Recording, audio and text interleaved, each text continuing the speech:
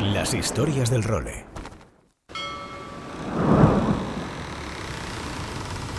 ¡Bienvenidos a bordo del Role! Una placentera travesía por los mares del podcast.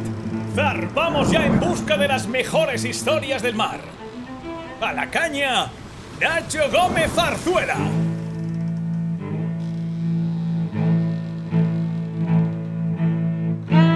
Muy buenas a todos y bienvenidos al 19º episodio del serial sobre la Copa América de las historias del Role. Estamos ya muy cerquita de nosotros en el tiempo, en pleno siglo XXI, en la 31ª edición de la competición que tuvo lugar en Auckland, Nueva Zelanda, en el año 2003. Y esta edición acoge el que para mí es el ejemplo más potente de lo que es la competición deportiva más antigua del mundo. Esta es la historia de cómo Suiza, un pequeño país centroeuropeo sin acceso al mar y sin una tradición náutica reconocida internacionalmente, consigue llevarse el trofeo más codiciado por todos los dueños del mundo.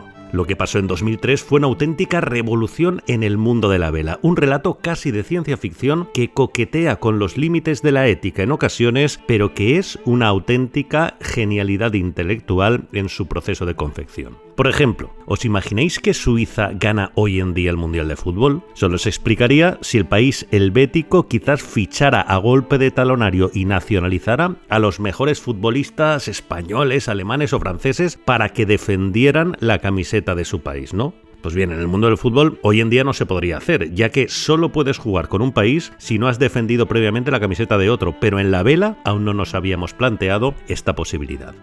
Pues exactamente esta es la táctica que empleó el multimillonario más rico de Suiza, Ernesto Bertarelli, para configurar uno de los mejores equipos de vela que ha habido en la historia y levantar para Suiza la jarra de las 100 guineas. Bertarelli sabía que las aguas bajaban revueltas en el seno del Team New Zealand tras el triunfo en la Copa América de 2000 y lo que hizo fue ofrecerles, no sé si un cheque en blanco, porque eso nunca lo sabremos, pero sí unas condiciones astronómicas a todos los capos, a los mejores regatistas del Team New Zealand, liderados por Russell Coutts. Los mejores neozelandeses se nacionalizaron suizos y pasaron casi de un día para otro de ser unos auténticos héroes en Nueva Zelanda a convertirse en los deportistas más odiados de la historia del país. Sus nombres: Russell Coutts, Brad Butterworth, Murray Jones, Simon Dobney, Warwick Fleury y Dean Phipps.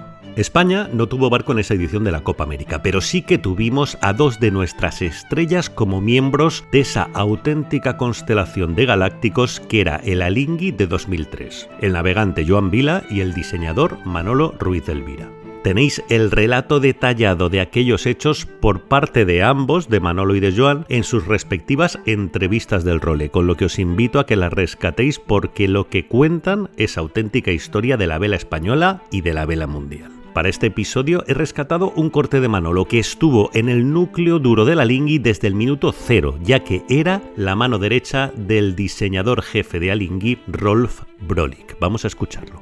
Y a final de julio del año 2000 hicimos el kick-off meeting del proyecto y nos reunimos pues un poco lo que se llamaba luego el core team, el núcleo del equipo. 20, 22 personas en un hotel al lado del aeropuerto de Ginebra durante un fin de semana largo. Y de eso salió pues un poco la planificación de Copa América, los presupuestos. Es increíble lo que conseguimos y había pues esos 6 o 7 tripulantes, 6 diseñadores, yo creo. Un consultor, entre Jerry Milgram, que se ha muerto hace pocas semanas, además, era un profesor del MIT, que era el líder de diseño de America Cube, y bueno, pues había gente de marketing, gente de financiero, un poco, había un subconjunto de lo que luego sería el equipo, que luego creció, pero tampoco terriblemente. Y el 1 de septiembre empezamos a trabajar. Y luego además empezamos, bueno, pues con un entorno de trabajo que era absolutamente fantástico, realmente era un entorno tremendamente abierto, absolutamente nada jerarquizado, donde había una tremenda libertad por parte de todos para aportar ideas, para discutirlas. Fue una campaña fantástica en muchísimos sentidos y bueno, pues evidentemente el éxito fue la guinda, ¿no? Pero incluso sin haber ganado aquella copa hubiera sido sin duda la mejor experiencia en un proyecto de este tipo. Yo aquí quiero darle también, y además en el comienzo del proyecto creo que fue una parte fundamental de cómo se estructuró, yo creo que funcionó de maravilla, sin duda, la visión de Russell, pero sin duda la visión de Ernesto también. Yo creo que en esa campaña concreta y en ese momento en la historia, yo creo que Russell y Ernesto eran muchísimo más que la suma de las partes. Consiguieron crear un entorno absolutamente fantástico. Pero, ¿de dónde sale este millonario suizo que protagonizó esta brutal historia? Ernesto Bertaleri nació en Roma el 22 de septiembre de 1965 y se mudó a Suiza en 1977 con solo 12 años. Sus padres fueron Fabio y María Iris Bertaleri y su padre trabajó para la compañía farmacéutica Serono, que posteriormente adquiriría. Por aquella época, Bloomberg decía que la empresa estaba controlada por el Vaticano. La firma tomó fama internacional gracias al uso de la hormona de fertilidad Pergonal. De hecho, el primer bebé probeta de la historia nacería gracias a Pergonal, un medicamento salido de Serono. Con Ernesto ya habiendo heredado la compañía, cambiaría su orientación de la farmacéutica hacia la biotecnología y consiguió unos avances notabilísimos en fertilidad, esclerosis múltiple y la hormona del crecimiento. Al final, Bertaleri vendería Serono en 2006 a la multinacional Merck por 8,6 billones de dólares, es decir, 8.600 millones de euros. Según Forbes, Ernesto Bertaleri es la persona más rica de Suiza. Hoy en día es el número 288 en la lista Forbes del mundo y tiene, según le calcula la prestigiosa publicación económica, 8.500 millones de euros, 8,5 billones de dólares. Suiza, hay un dato que leí en Forbes cuando preparaba este reportaje que es tremendo. 1 de cada 25 habitantes en Suiza tiene al menos 1 millón de euros. Y Bertaleri también, ha salido mucho en los papeles por su señora Kirsty, cantante, y la mujer más rica del Reino Unido por su matrimonio con Ernesto. Se divorciaron el año pasado. Bertaleri era además un enamorado de la vela, ya que desde muy pequeño navegaba en su Italia natal y posteriormente convirtió el lago Le Mans de Ginebra en el epicentro de sus travesías. Su afición a la vela y su escandalosamente profundo bolsillo fueron las dos claves que le hicieron soñar con la Copa América. Y a fe que hizo realidad sus sueños.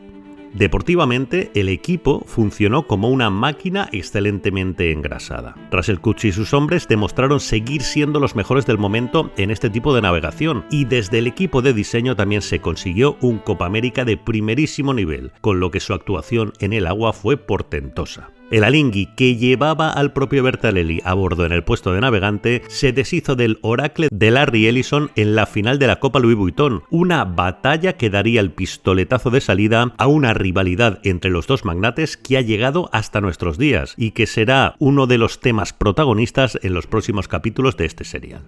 Total, que el Alinghi se enfrentó al New Zealand en la pugna final por la Copa América en una batalla naval que superaba todos los límites de la expectación. El prototipo del villano mercenario que abandonaba la camiseta de su país por el vil metal se encarnaba de forma periodísticamente maravillosa en Russell Cutts, cuya figura siempre ha sido tan reverenciada en lo deportivo como mejorable en lo extradeportivo. De hecho, el New Zealand Herald, el periódico más prestigioso de allí, contaba en la época que empezó a tener fricciones con el mítico Sir Peter Blake antes de que falleciera Sir Peter, porque Cutts se negaba a realizar actos con los patrocinadores y a dorarles la píldora.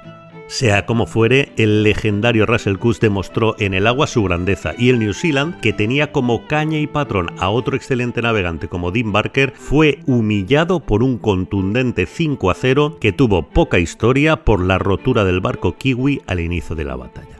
Tras este sonado triunfo llegaba otro momento histórico. Como el Deed of Gift determina que la Copa América se tiene que celebrar en mar abierto y Alinghi no tiene mar, ¿cómo narices iban a pensar a finales del siglo XIX los redactores del Deed of Gift en que un país como Suiza acabaría ganando la competición? Bertaleri abrió la puja para determinar la sede de la siguiente edición, como si de unos Juegos Olímpicos se tratase. Y ahí, amigos del role, Valencia se puso en el mapa del mundo. Pero todo esto lo contaremos, y por primera vez desde que arrancamos este serial lo haremos en primera persona en el siguiente episodio de este serial sobre la Copa América de las historias del role.